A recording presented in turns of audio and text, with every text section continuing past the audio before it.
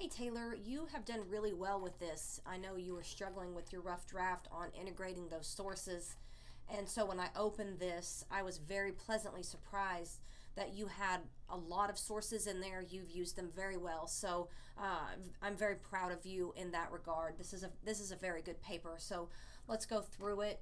The first thing I want to say is that you wrote it in a very strong way in that I know nothing about this and I know nothing about this world, but yet you have written it in a way that was easy to follow and easy to understand. And so that's the sign of a good writer.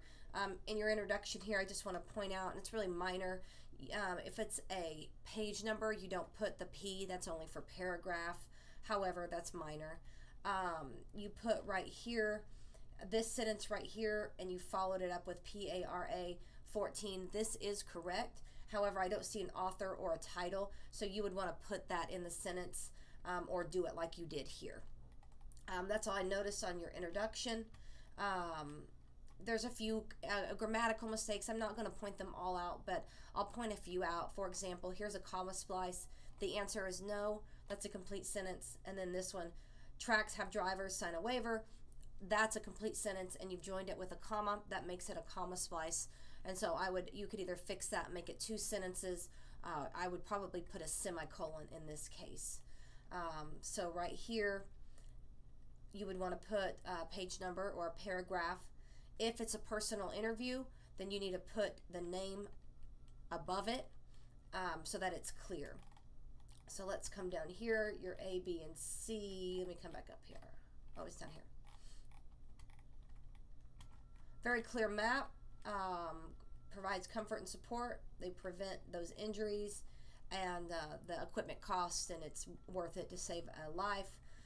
So that's very easy to follow. You have all of this here. The average weight is 4 pounds. Helmeted head is 15. You have a lot of exact amounts here, so you would want to back that up with a citation to say where you got that from. So same here, with the 60 miles an hour.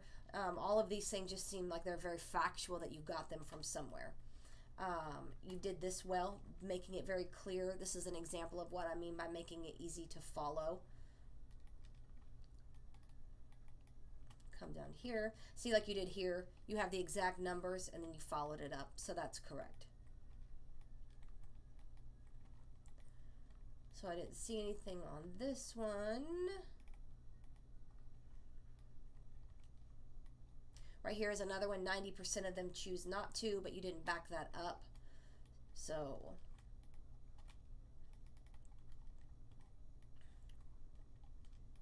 come down here. This right here, I'm not sure what that is.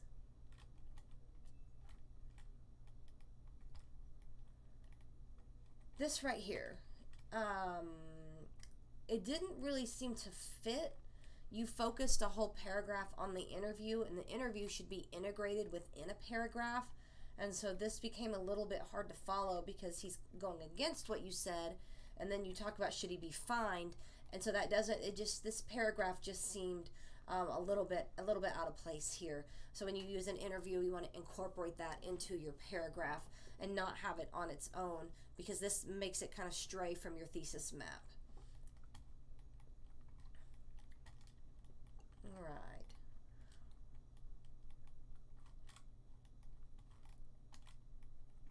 Oh, paragraph 8.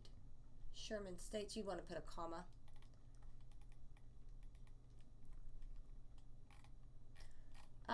So really that's it on your paper. You needed a few more sources on those exact statements, those exact numbers and things of that nature in your paper. That one seemed out of place. You used your sources very well. You would want to put the date that you accessed it. Well, maybe that's what that is. All right, that's what that is. Good.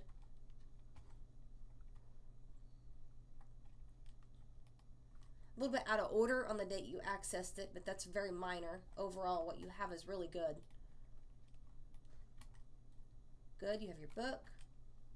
You have your interview. You have your word count. And so, really, the problems that I see with this are very minimal. You've done very well. You should be very proud of this. And so, I hope this helps. If you have any questions, then let me know.